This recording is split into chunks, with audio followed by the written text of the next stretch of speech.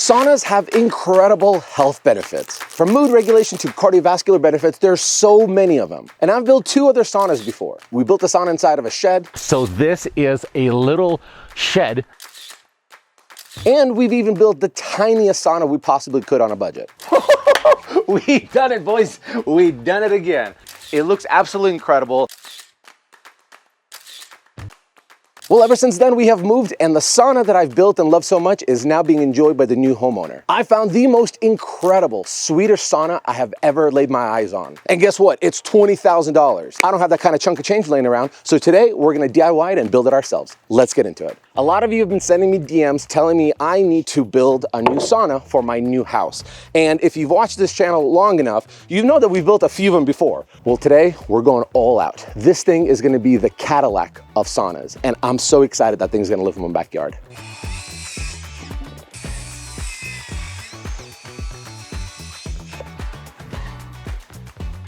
So design, here's what I'm thinking. We're gonna use a 2x6 material for my base. I have my concrete footings that will space out. My whole dilemma here is to make sure that we have adequate enough space. Also, don't go too obnoxious. The bigger we build the sauna, the bigger the heater that we need to get, the more expensive this project is gonna be. So we're gonna try to shoot to get this thing to fit 3 to 4 people comfortably.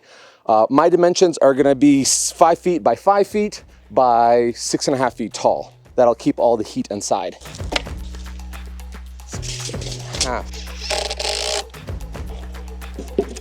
Well, I don't know what the budget is. Before, I've built something for roughly around $2,000, maybe $2,400. However, before I even cut any piece of lumber, I'm already like $1,300 in debt right now, just because I had to order the door, which I am so excited to show you guys this door, and the heater, which was only a couple $100. And then the lumber for today for the base, we're sitting at $300. So we're gonna need you guys to buy some merch, because there's no way I could fund this myself. And for all of you who have bought merch, thank you so much. I bet you look great in it. And if you want one, here's a QR code. We're 5 minutes into the project and I'm already putting the wrong pieces together. Gotta love Mondays. This one goes there.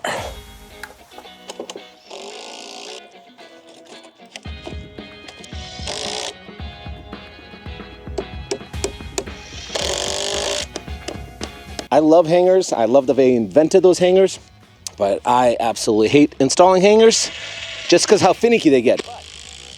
You could also build this, and I have, just strictly put screws on the sides, but join them together. However, I find myself with every project going, let's step it up one extra bit, whether it's strength, durability, or something else. And I think that's a great idea to do so that you constantly evolve with your skill set.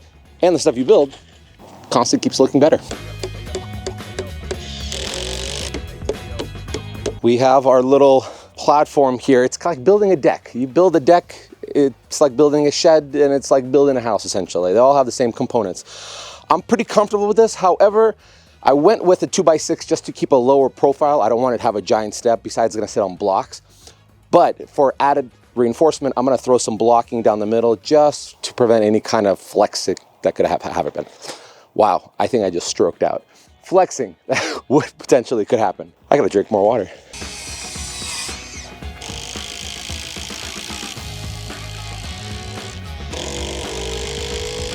You know what people always say? They always say on this channel, this guy does a lot of Adderall probably. No Adderall in the system. This is just natural high energy. And maybe cold plunges help with that. But the bushes, I was worried that I'm gonna have to rip out some of those bushes to make room, but it's kind of nice that we're able to, obviously after a little bit of trimming, get away with the space.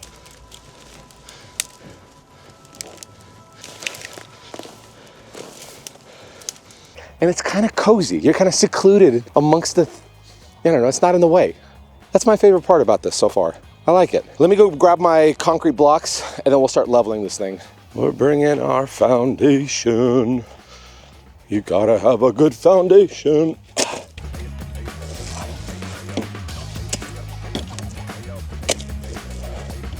If you build the sauna at your house, I'm not saying it increases the value of your home, but it definitely increases the interest of your home. If you're selling it, of course. No, what ends up happening is every time the buyer is now interested in the house even more because there's a sauna there. And so we ended up negotiating the price, and I get a little bit of money back from the person buying my house, and they get a new sauna.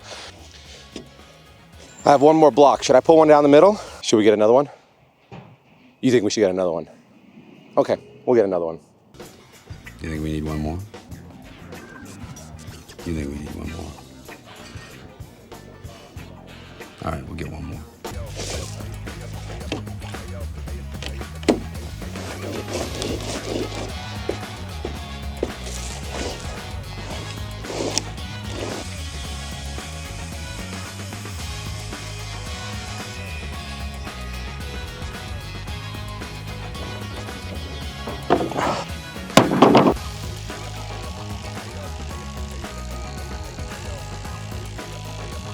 There, a gummy bear? Did this come with me from the store? Wish we can carbon date it and see how old this thing is. You think it's still edible? I don't know. If I knew this came from my house, I'd probably still eat it, but.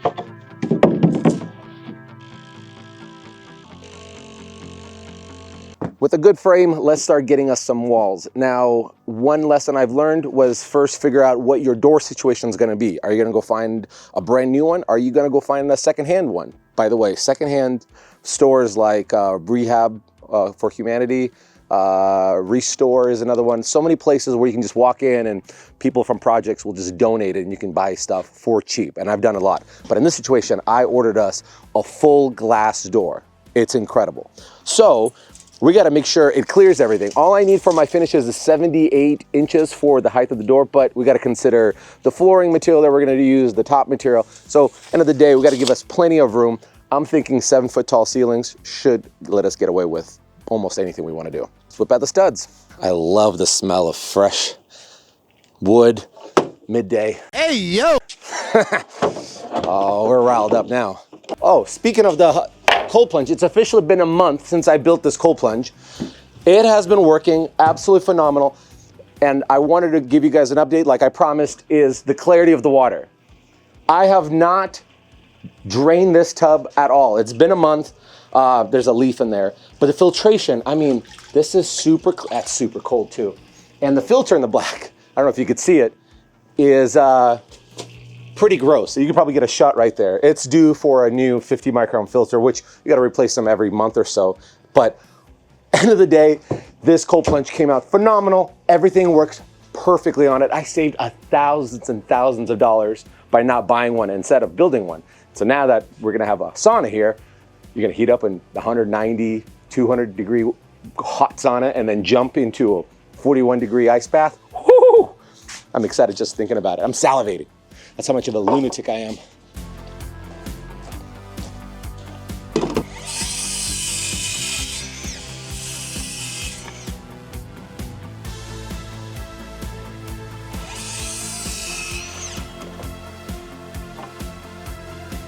Let's try doing this solo. I got my little kickstand here. Lift up and then I'll swing my little kickstand out. Kickstand activated. I like it, Kyle. I like it a lot. Trying to do things safely this time around. Tend to have bad experience on the job site.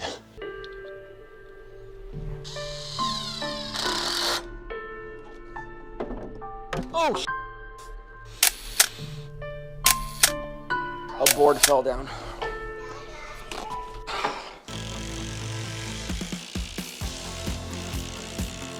Wall's coming up, and she's looking pretty good, and no longer danger to me or society.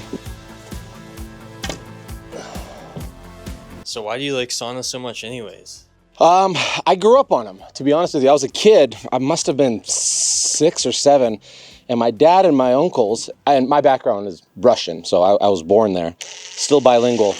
And my dad and my uncle and my grandfather would do these crazy sauna sessions, like at nights. They'll be there for like 3 hours doing intervals, getting that thing stupid hot, and they would come out, take a break, have tea, go back in, and I loved it ever since then. I mean, then as an adult, started doing them and then realizing just how great you sleep and good you feel through them.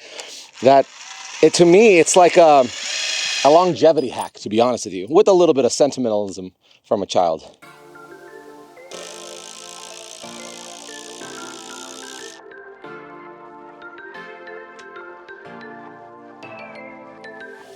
Ooh, nasty like that. Oh, and by the way, you're seeing a double stack of 2x4 here. It's for events like this. One wall that attaches to it will have something meaty to grab onto.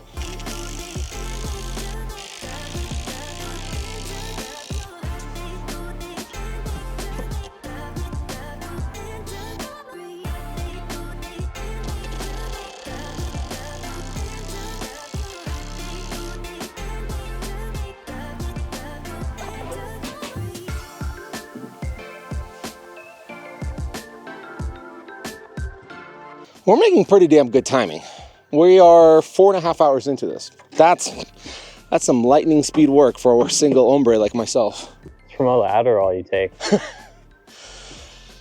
The jig is up.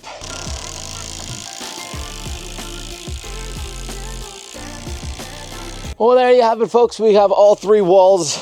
Keep in mind, this is gonna be one giant glass viewing door. I need to go pick up some sheeting material, start wrapping this puppy around so it starts stabilizing itself. That's usually my favorite part of the build. You could actually see an actual container of souls. It's the next day, we got a little bit of rain, and I got, well, not one of my favorite emails, but an email nonetheless from the El Presidente of the subdivision's HOA, telling me that the sauna can't be seen from the front of the road, which is over there. That's lovely. Even though I have giant evergreens in the back, there is a gap right there and a gap right there that, depending the angle you're driving in, you could see some of it. Not all of it, just like bits and pieces. So in order to stay compliant, we got to change something about that. First thing we'll need to do is I'll need to trim down this bush and get it out of there.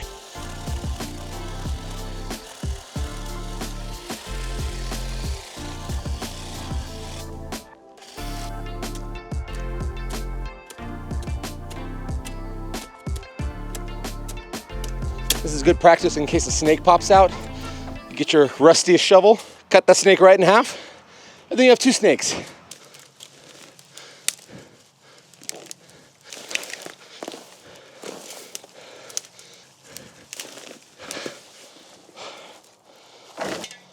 All right, first hurdle is overcome.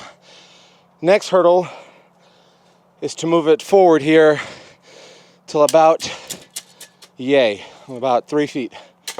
Fortunately, I don't have that much material on here, so hopefully it won't be as terrible.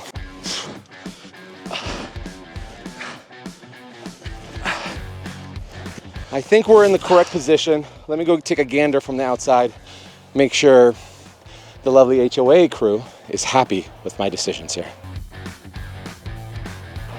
A little bit. I can see a little bit. Oh, that's the best I can do.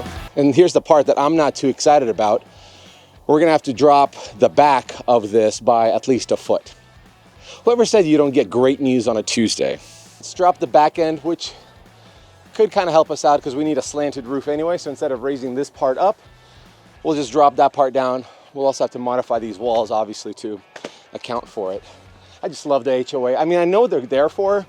I've had bad neighbors where they would just leave all their stuff in front of their house, not park in the garage, so leave all the cars, campers in the driveway, making it inconvenient for you to back out. I get it, but some things are a little overkill, you know?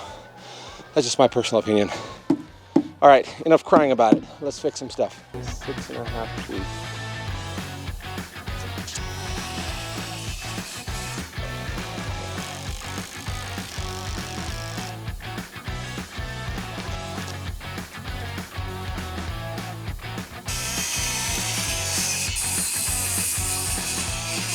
The plan is going to be to cut it at an angle and then finish the rest with a recip saw.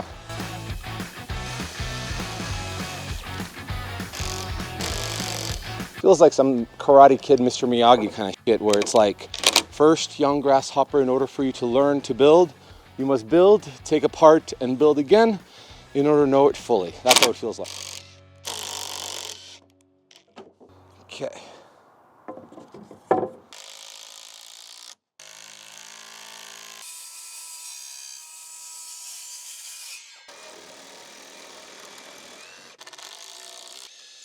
All right, well, I think this is a good middle ground. I actually kind of prefer that it's a little bit lower. It's not as tall. It's kind of more boxier, proportional. It might be a good middle ground between me and the HOA crew. And if they don't like it, they could just Bart Simpson and just eat my shorts. Eat my shorts.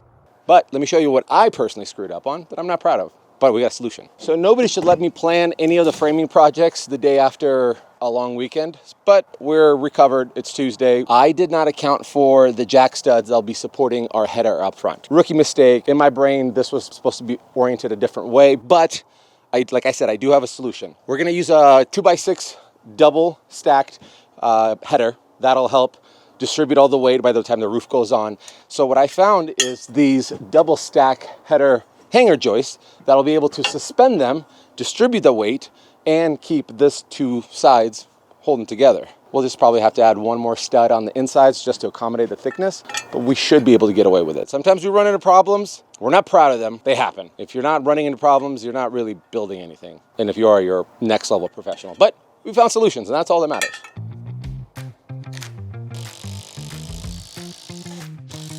All right, I think we're ready to go build us a header. When it comes to building a header, super simple. The only thing that you'll catch yourself surprised is when it comes to building them, you gotta stack the material you're working with. A stud like this, when put on its side, it's 3.5 inches. But when you stack these together, this is just 3. So we have to make up the 1/2 inch. And all you gotta do is super simple. Grab any kind of 1/2 inch material. I've actually seen old school guys use drywall pieces. They'll put it in here. It just compresses together. It's nothing more than just a filler of space. Throw that in there. Make sure everything is nice. Grab your nailer, which by the way, finally took a trip to my work trailer and got my nailer back, and things are moving a lot smoother and faster now. And then just sandwich the living snot out of it like it owes you money. Let's go install this header. 3.5 inches coming up.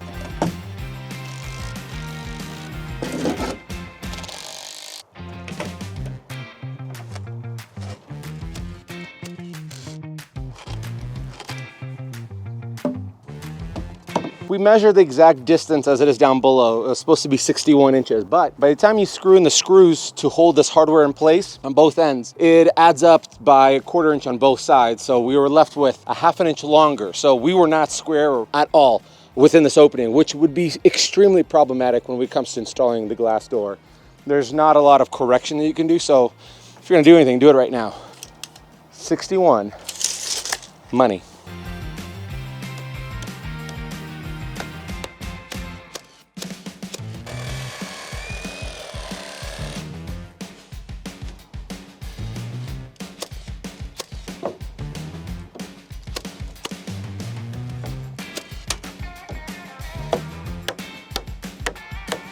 Here's what I'm thinking for sheathing. To make my life a lot easier, I'm just gonna nail it and then just start hacking everything off with a recip saw. It'll be so much easier than trying to finagle all the measurements. That way, we're in, we're out, we're happy. You wanna save your back from carrying sheets of plywood? Go on Amazon, grab this plywood carrying jig. It will save your butt. I've done it on drywall, plywood, any 4x8 sheet material works awesome.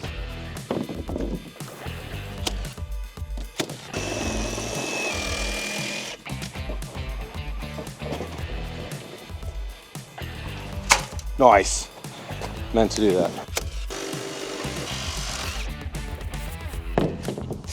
I really thought I was gonna eat shit on that one. I thought the ladder's gonna kick me back, push me forward. Whew.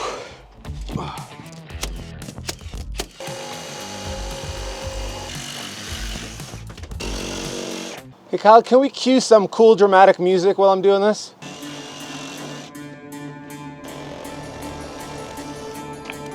So this thing is still noticeable a little bit from the street. I will paint it black, like a flat black, modern, exactly how the $20,000 Swedish sauna I found. But before we can paint it, I gotta masquerade some of this natural wood tones from the road. So I'm gonna use this black plastic wrap to camouflage us so El Presidente of the HOA doesn't start writing another strongly worded email.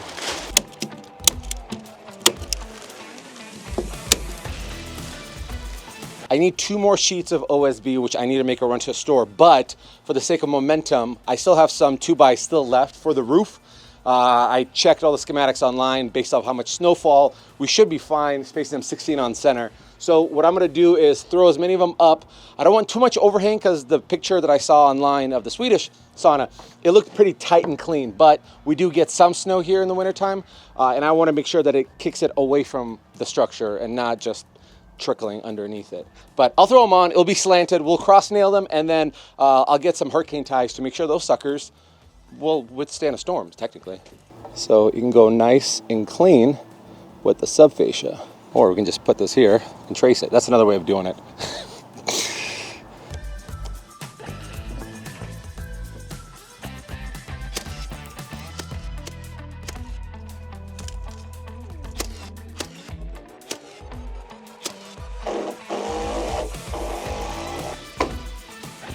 All right, we're burning the midnight oil on day 2. Got all my roof rafters on, got my anchor ties in, or hurricane ties, so they can go nowhere. And then now we have to start building out our overhang soffit with the subfascia. 8 inches, I don't think I need too much. I don't want it to have too much. I want it to be slicker and slimmer.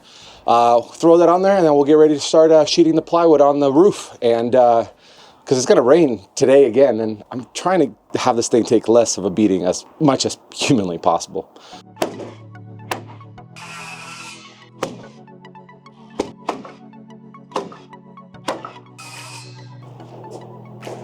God, I hate doing certain projects by myself, mostly because I'm gonna break my back doing so, but all right, that'll work. Where there's a will, there's a way. I'm just glad it's not too sleek.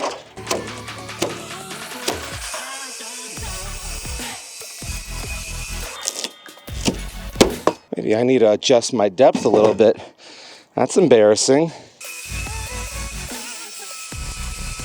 You're in the splash zone.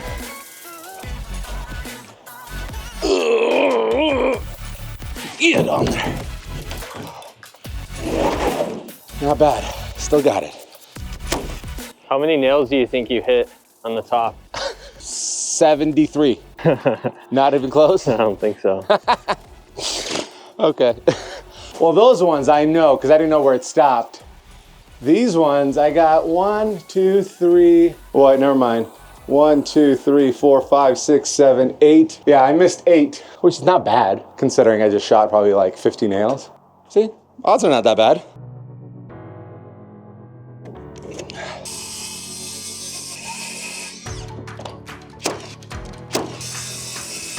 Let's start moisturing this thing. So I went with felt paper mostly because I didn't want to get the synthetic stuff. It's expensive, it's $100 a roll. They don't have small rolls, so for something with like 40 square feet, it's overkill. So I went with this, and then we got some drip edge to go around the corners. And the way drip edges work is basically all diverting water. So as we put Tyvek or felt paper down, we're gonna stack it so the water drains over it. So we'll start with the bottom, then on top, trickling effect down. And then for the drip edges, we put them on the sides over the moisture barrier to keep the wind from keeping it, flipping it up and moving moisture inside. And then on the back side, we have our drip edge on the bottom so it rolls off our carbon paper. That's the theory behind it. Simplify shit, understand shit.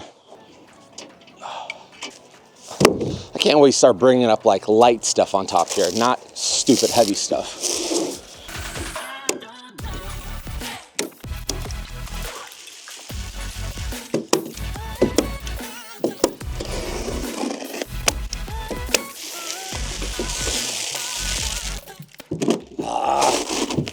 I sliced this one with my knife accidentally. This is a bust. All for nothing.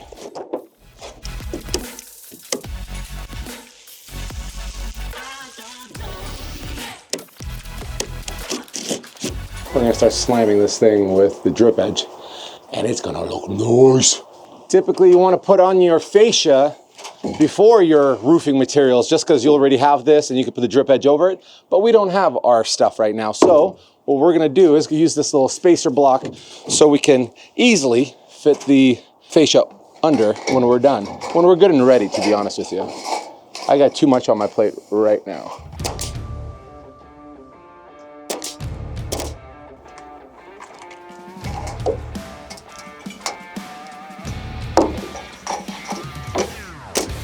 Oh, and another thing, in terms of water trickling down and diverging, when you're gonna have to stack these, get them underneath it, make sure you go down slope.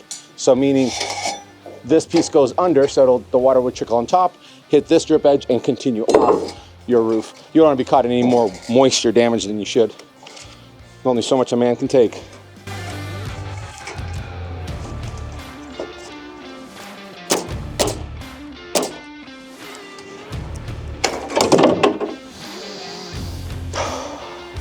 Just breathe.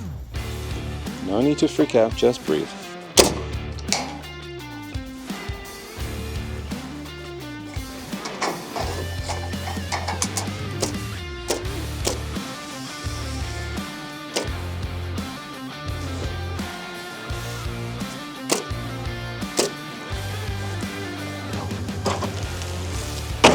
All right, let's throw up some shinglings on this dinglings. So shingling a roof is not too different from laying out your flooring in your house, especially the laminate flooring. You have a full piece, a 3/4 piece, and a quarter, and that's pretty similar to this. So, right here. So you lay this over, give yourself maybe a little bit of like a 1/4 inch overhang, just for water drainage.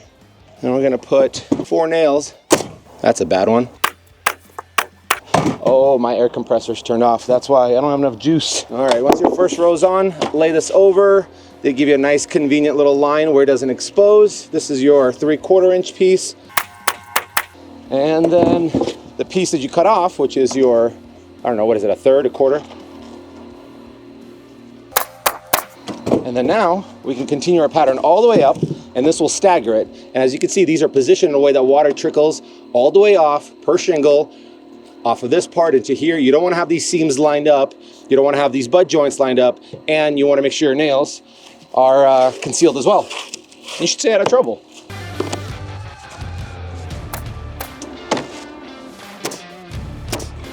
All right, what's going on with this thing?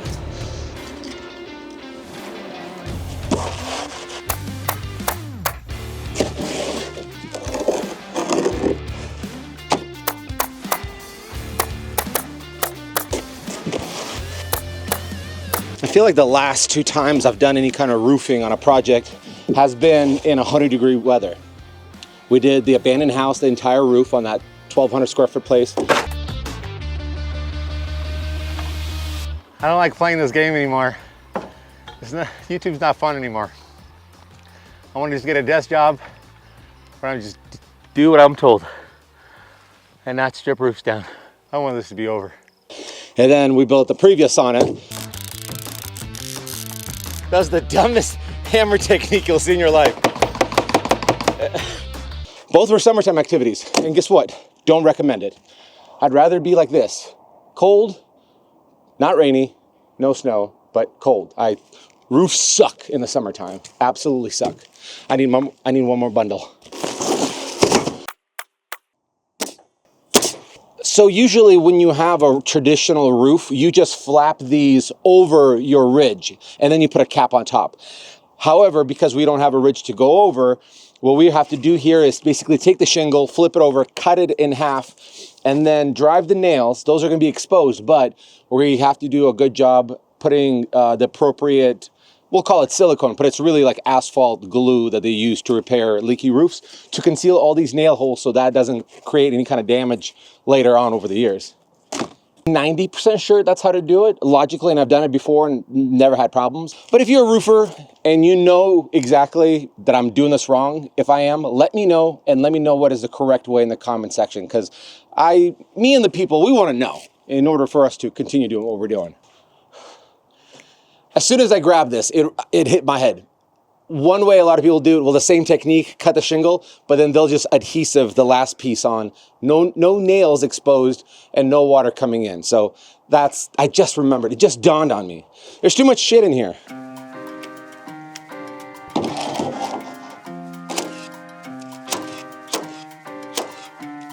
What time is it? It's house wrap time. It's also time, looks like it's gonna start pouring any minute now. I'm gonna try to wrap this thing as absolutely quickly as humanly possible. It's basically one giant box. Gives me practice for Christmas present wrapping, but with a house.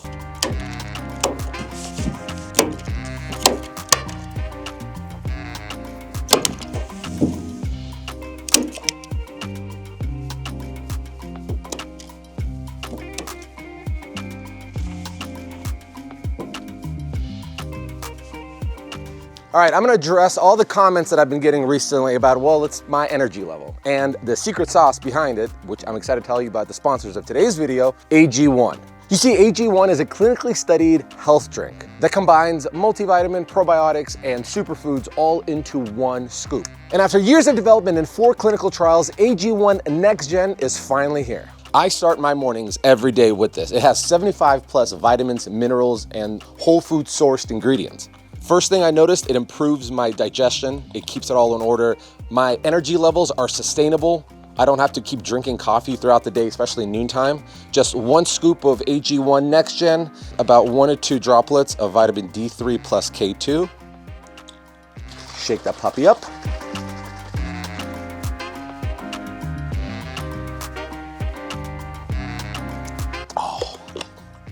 Delicious. I'm locked and ready, man. This day is gonna be awesome. And AG1 has their best offer yet. Click the link in the description below and you'll get a welcome kit.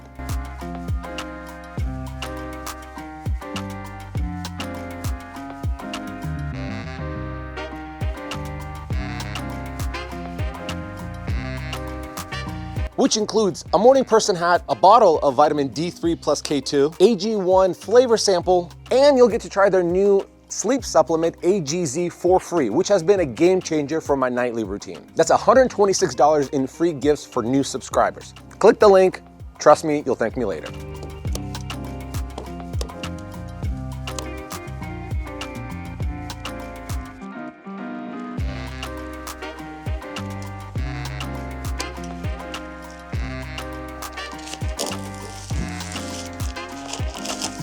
It's raining, isn't it? I called it. I felt it in my bones. I basically have arthritis. I can feel it.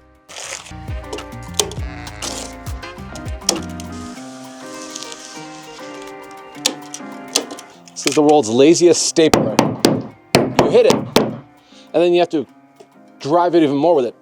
Freaking hammer. Don't buy this one. I don't like it at all. I'm not gonna name the brand because I don't want to badmouth anybody, but if it looks like this, don't get it. You need to grab one like your framers had. Oh, the whack one? Yeah, like the hammer looking thing. Hammer stapler? Yeah, I have one. I just don't have the right nails or staplers for it. How convenient.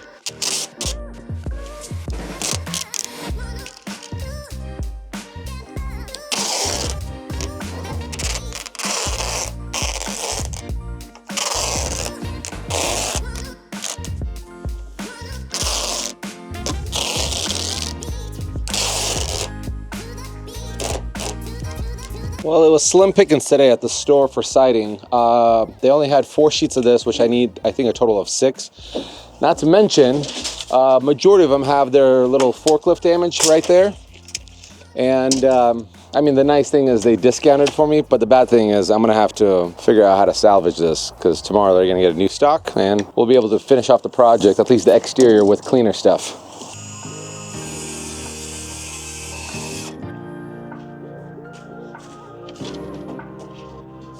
So I've always wondered, how do siding guys install siding knowing where the studs are after the house wrap is on? And it kind of dawned on me, what if I use a little magnet and kind of like finding the drywall stud, you can just kind of maneuver it and it'll pick up. Didn't work. Don't know, because maybe they're countersunk nails, whatever it is. So what I just did, again, simplifying in my own head, is I went on the interior wall, measured from where my first stud starts and then my 16 on center.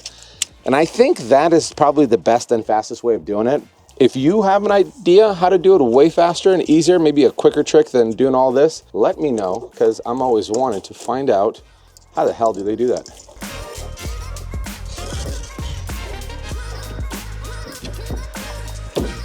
You know, I just realized I made my stud markings and I don't know where they are, just because I chose to go vertical on the siding, which I don't think is the right way of doing it, but I really want these vertical lines in it. So dumb.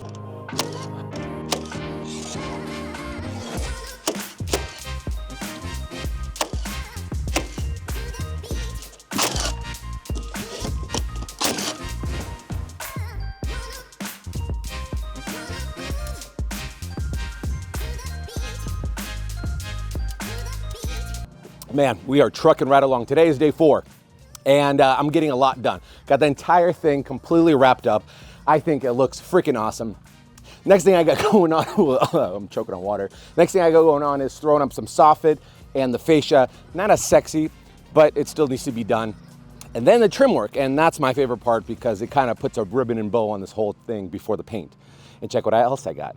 I got an extra evergreen right there. So no more aggressive, passive-aggressive emails from my HOA, which is a good thing. I want to stay out of trouble as much as I can until I don't. And then I'm okay by getting in trouble. I'm so rebellious.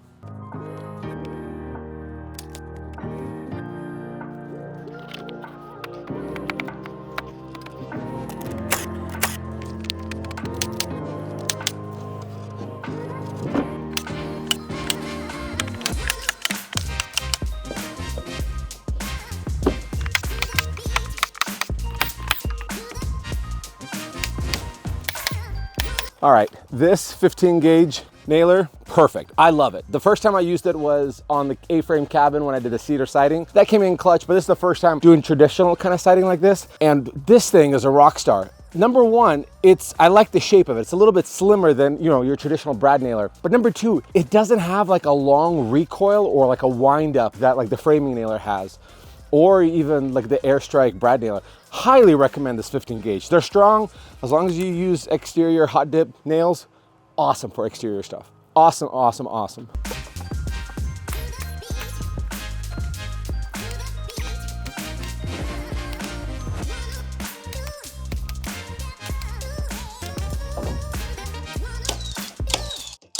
Oh, what an inconvenient time.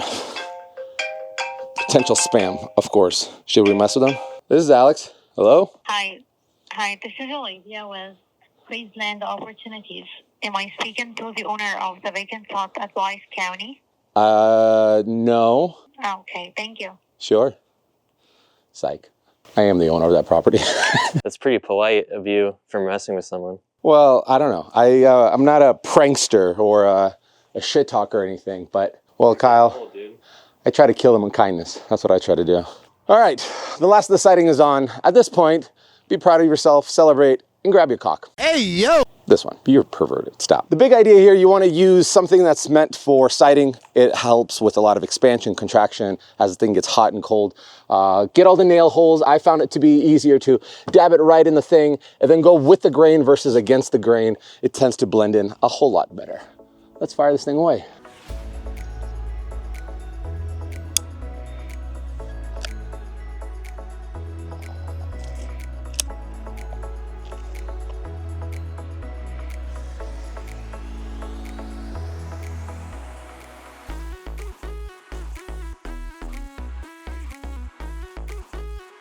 We're gearing up to paint finally. Got a gallon of the same color I promised you guys, black. Exactly what we're going for. The color is Tricorn Black by Benjamin Moore, Mr. Benjamin himself. And it is an exterior paint. However, I'm going against the wishes or recommendations of a lot of people. We're shooting it in a flat sheen. I want it to be because it looks more modern that way. Yes, it's a pain in the butt to take care of. Yes, anytime you have satin or eggshell, it's better protective mechanisms, but I'm not shooting for 100% protective mechanisms. I need them protected, but what I'm going for is strictly aesthetics. Being a sauna, being basically a shed, I want it to look rad. And I think this is the best way to get there. I'll keep you posted over the years how it holds up, but right now we're strictly doing this for the sake of science.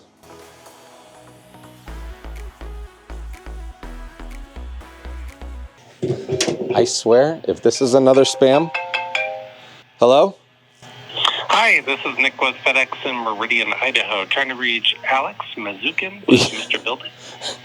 Yeah, this is Alex. Oh, that was just FedEx. I guess I got a package that's trying to get here, and it's not here. Oh, it's a good thing you answered. Yeah, I should have picked up and be like, I told you, the property's not for sale. So I'm not a fan of this sprayer. It usually gives me problems. It kind of leaks out through this nozzle here, but I like how small and convenient it is. You're gonna need all the blessings in the world. And in the meantime, let us spray.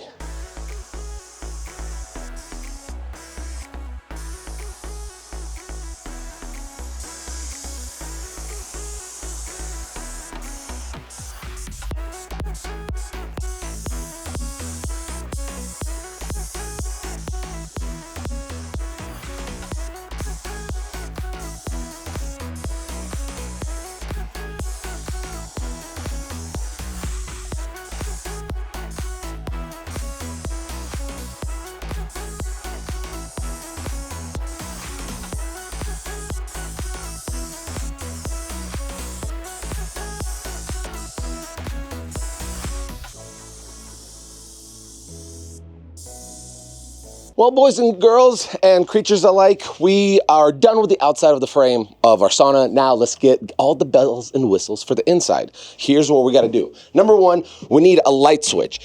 I want to make sure that it's, you know, safe and all that stuff. So I'm thinking putting a light switch on the outside is going to be a lot better than putting a piece of plastic on the inside. That's one. We're going to have to put an outlet down below here for all of our lighting that's going to be connected and plugged in. And then on top of it, we need to throw in a junction box here to run the 8-gauge wire, really thick stuff, to power our heater. I think we should start with the easy stuff first.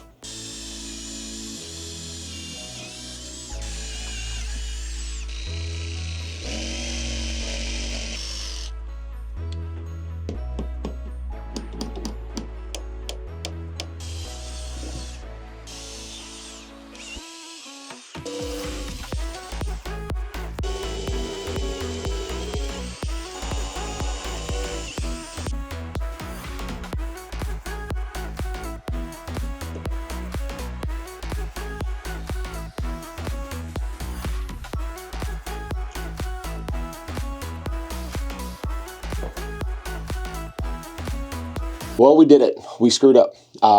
It's weird in my head about having a switch that's dedicated to an outlet versus like a light fixture, but we finally got it figured out. This is line. Line is where the power is coming from. That should be going straight to my switch, and then from that switch, it's coming to this junction, and it'll power whatever's plugged in here, Bluetooth speakers, LED lights, the whole shebang. Sometimes I'm backwards in my brain, but eventually I find it.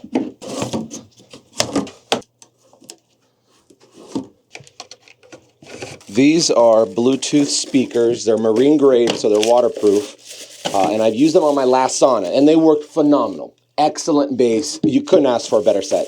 And they're not that expensive. They're like 50 or 60 bucks on Amazon. I'll have everything linked in the description, so if you guys want to check out. And it's really easy to install it. This is just simple plug in there. There's a driver, this connects to the driver, and then your speaker wires go in there. We're not gonna install these yet, this is the finishing stuff, but we're gonna run our wire out so we can actually do it when the finishing touches are ready.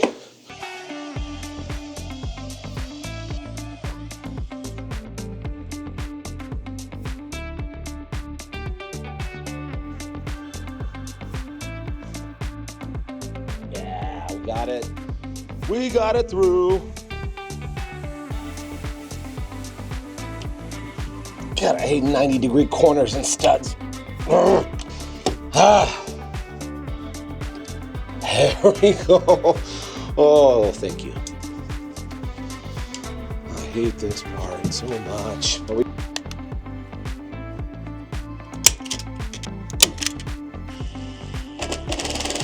So let's talk about the big boy electrical to heat up this puppy. So I got this 9 kilowatt heater from Vivor. This is the second one I've ever bought from them. The first one was great, except for one part, and I'll explain why. First of all, this is the cheapest possible option. These things are so expensive, like from any other major distributor. You're talking about minimum $800 to as high as, I don't know, like $2,000. It's up to you. This thing works just fine. The previous one that I had, I hated, and the reason why is they sell two models. One model is analog like this. You have to physically turn on the timer and turn on the heat. The other model that they have, it has a module on the outside, this white module. That module broke on me after like a month or two. Something about the magnetic switch just didn't work. And you can't just get a replacement one. It's funky wiring.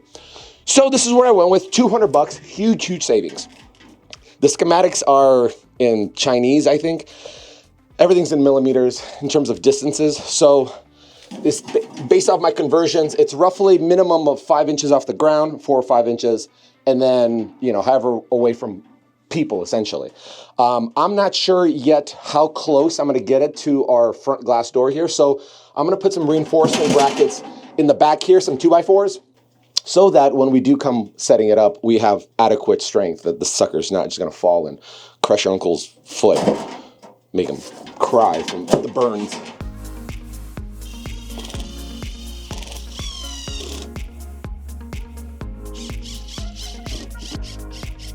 Here comes the fun big boy stuff. Electrical. We need 220 volts to operate this 9 kilowatt heater. And the funny thing is, I completely forgot the type of wire I need, the type of breakers I need. So there I was at Home Depot as the guy cutting my wire, and I was watching one of my old sauna builds and got a good reference out of it. But it's 8 gauge for what I'm using here. Double pull 40 amp breaker is what Google tells me and reminds me. We're gonna run some holes with a hole saw through the studs and then feed our watertight conduit through it. So no matter how much water you splash on the sauna heater to get it roaring, we're gonna be protected, folks. Bombs away.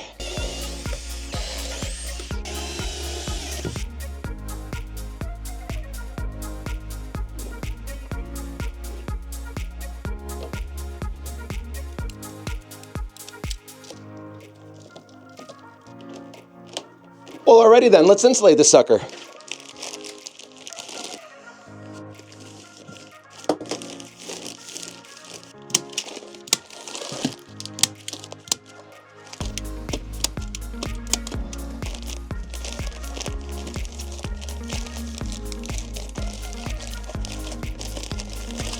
Kyle, I think I figured out the problem with the stapler. Turns out I was using way too big of staples for it. They're 1/2 inch. Then when I switched the box to 3/8, fires just perfectly. I would like to take this opportunity to apologize to the stapler community for insulting. That's not my intention. It was user error. So you didn't read the instructions? No, no, I don't. Who reads stapler instructions? But I use the same brand staples. I just decided to go with 1/2 inch instead of 3/8. But looking at here, you can use 1/2 inch. They just don't drive as well that often. 3/8 is perfect. The Mosby boys have solved another case.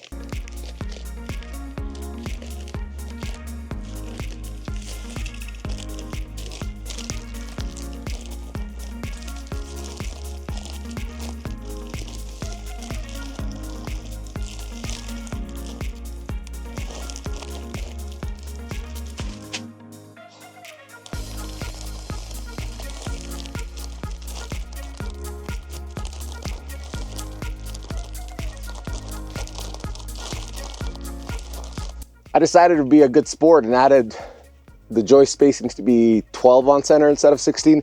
Just added a few extra 2x4s just for added support. But then it becomes a pain in the butt to hang insulation. Maybe I could put some kind of little holders up there. That'll do the trick. Every once in a while, a little nugget will come into the old dome here.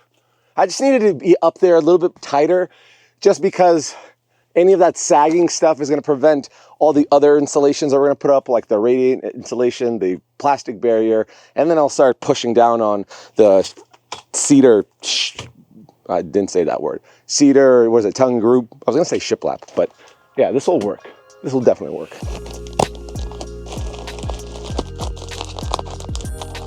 Next up, we're throwing on the moisture barrier. Unfortunately for me, I already bought this when I was trying to camouflage my construction here.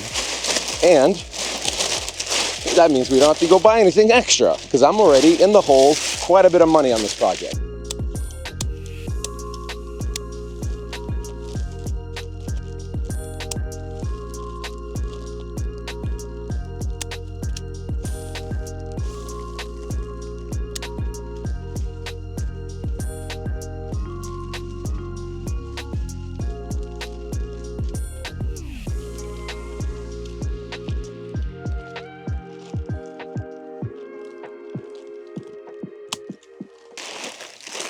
Where the hell did this come from?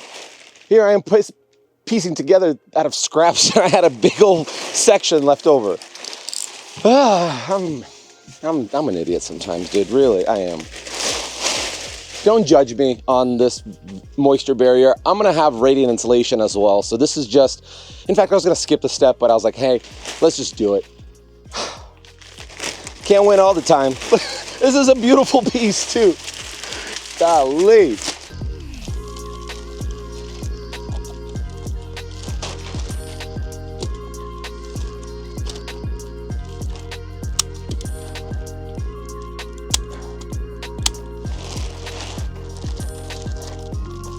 This is reflective insulation. It's got air bubbles down in the middle of it. It's got foil on the outsides. And what it does is essentially turns any structure like the shed into either an oven or a refrigerator. So it keeps cold in or keeps the heat in, whichever floats your boat.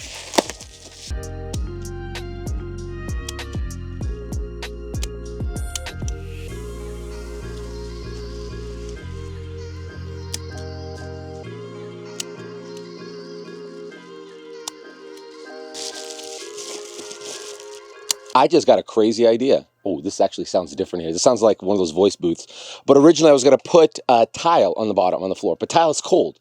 And since we're protecting the heat that rises from escaping here and on the sides, I figured why not also do the same for the bottom? So I still have a little bit of this left. I could throw it down. However, we can't do tile because this is spongy. I can do like LVP or any of those waterproof flooring that can go on the bottom here. And we will have a full circle of insulation. That will be freaking sick. All right, it is Cedar time, boys and girls. By the way, if you're a truck owner, I highly recommend a rack like this. This is from Real Truck. They're not sponsoring me. They're not paying me. I've worked with them before, but it's in a T-slot system, so you can move it forward and back. And I'll tell you what, hauling 12-foot, 14, 16-footers, this thing is incredible and comfortable. Or else, it would be dangling out of this bed like that or like that. Old Henry here, my 2013 F350 diesel, she sees some better days. We even got some rust going on here. I can't control that. They salt the roads out here, and the last owner didn't take care of it, but she's faithful. She's gotten me out of a lot of pickles.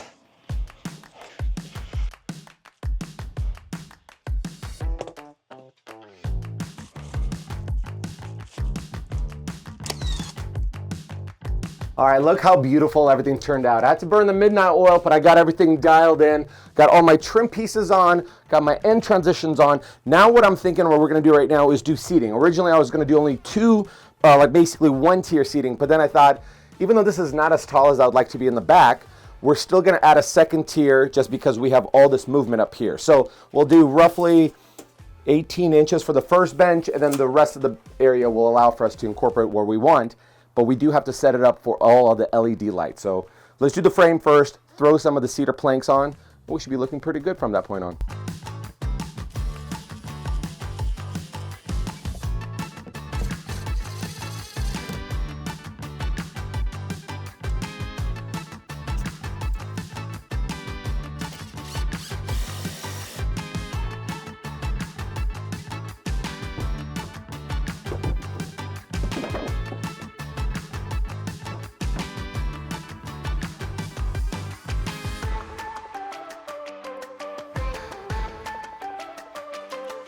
All right, check this out. I got two tier seating. The second tier is very important for, especially for lunatics like myself that like it really hot. The hot air goes on top, so you'll have that. About two people could sit up here. This spot right here down below for my feet this is just for the feet. But really, you can have, whoop, don't want to do that. About two people on top. You can have maybe two people on the bottom, probably Irina and her friends. But I had to make this little cut in here for maximum seating, so you can lean back here, have plenty of room. And I have about 8 inches around that heater, so we'll make sure nobody's burning. But now we're moving up to the lighting. We are working with outdoor waterproof LED lights, and the nice thing is you could still cut them to length. I went a little obnoxious, but apparently on Amazon for like $5 more, you can go from like 50 feet to like 100 feet, which makes no sense to me. But I'm just glad I scored that deal. So what I'm gonna do is, because I have all this room here, and all of this LEDs, I'm gonna wrap the snot out of it on the inside as much as I can, and then make my way up here, do it up here. I got a little break here, wrap the snot out of it, and then we'll put cleats on the back sides and the front sides of everything, so we'll be able to see all the light very subtly. Set the mood, you know, set a nice, gentle mood.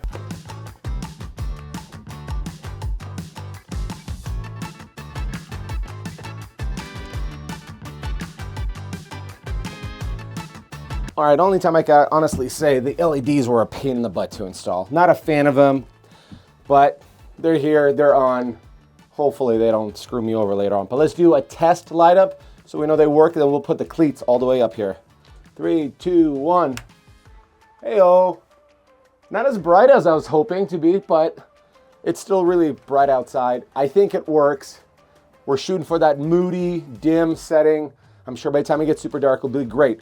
But now that we know it all works, I'm gonna go get my 1x4s, and we're gonna attach them on here, here, here, here, wrap this whole sucker.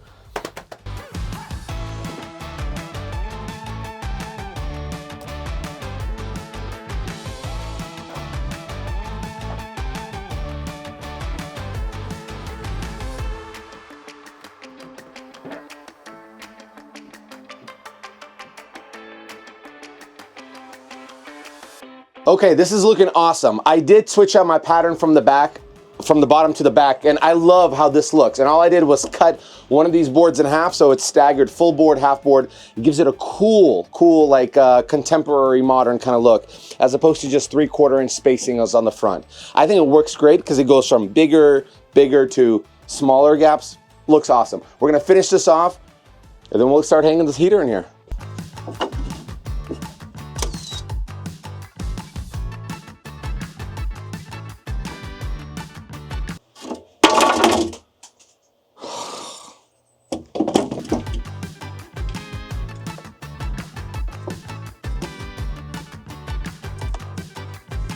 All right, without this puppy, this is just a very expensive shed. And I maximized my seating as much as I could, so you can sit here, put your feet down here. Another person can comfortably sit here, or a smaller person. And then you can also have 2 people up front. So technically this is a 3 to 4 person sauna. That was our goal, and we executed.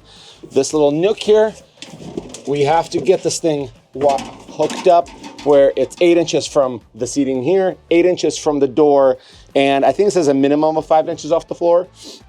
But then we also have to add these vents, and I found these on Amazon. They're kind of slick. They already have a wood covering on there, and they just twist out. What that does is, when one's placed underneath the heater and one's placed on top by the ceiling, because hot air rises, it creates a convection oven. So as it comes up, it heats it up, escapes, and does that. So you're cooking a holiday turkey, and I'm here for it.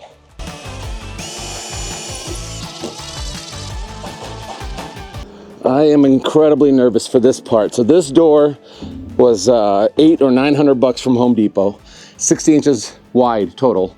But there's not a whole lot of room for, funny business. There's not a lot of gaps that we can have. And hopefully everything's super square here, or square enough for silicone. But let's do a test fit and then see what our hardware looks like. Okay. Good news, we fit. I still have a little trim piece that goes in here that's drying. Pretty decent gap. I mean, get this corner off. Pretty good here, and then we're probably kicking out maybe a 1/4 inch down below, which honestly is making me happy. But here's where the real fear happens. The advertisement said that this door can do, or the whole space can be between 60 and 3/8. That's going to be the big deciding factor, is what this door does and whether or not I'm going to have room for alignment to make sure the gaps are even for the swing open. Why did I do it this way? It looks rad. It looks incredibly rad, but stressful.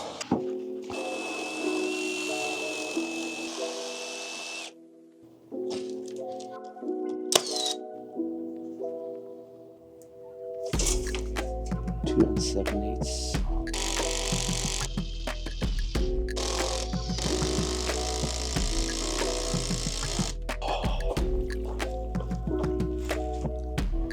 Now, simply slide it in place, I guess, like so. This looks absolutely incredible. Miracle 1 happened, now miracle 2, to make sure it not only has enough tolerance for the door to open, but also the square situation here is not going to be in this situation. I think the most stressed I've ever been about a shower enclosure was 2 projects. One was the steam shower that I built in my house, just because it was this 90-degree angle and everything had to be perfect. And I had to actually take off the border below. And then the second one was the triangle piece that I did at the A-frame house because of how slanted the roof was. Those are the 2 stressful. This is the third one, just because it's an outdoor thing and who knows what could happen. And this is right on 27. I bet you I could just shimmy this up and it'll square it all itself up, hopefully.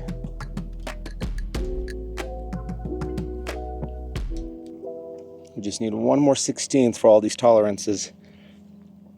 You gotta be very careful with these tempered glass because it's really tough unless you shatter it, and then that whole thing just goes like a billion diamonds. Yes, we're a 16th off. But this might actually work. Fingers crossed.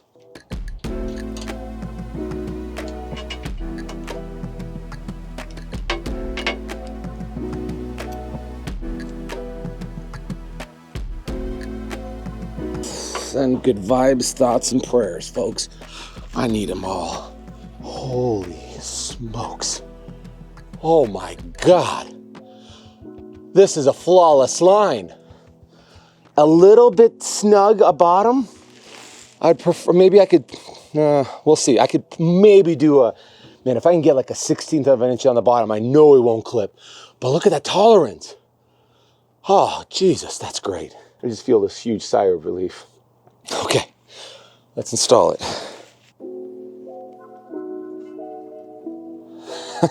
I gotta get on the inside to secure the screws, and there's no way of opening because I have rubber pieces on.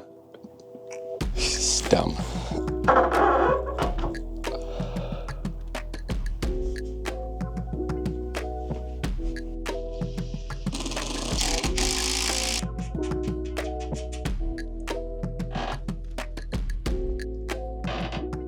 Oh my God, my prayers have been answered. Oh, by the way, on my last sauna, I got so much crap for having the door swing inside, and you're 100% right. That's a screw up on my side. It takes away too much room over there. But this one swings both ways. I don't, but this thing does. All right, let me clean everything up, put the siding back on, get this thing wired in. We'll get it to go dark. We'll fire this thing up, and you'll go in the sauna with me. See you in a second.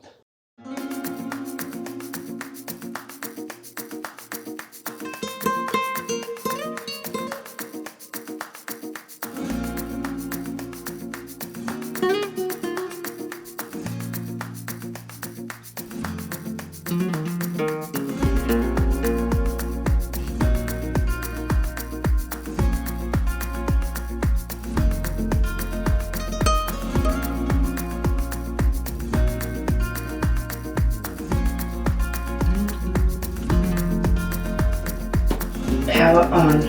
Bluetooth mode.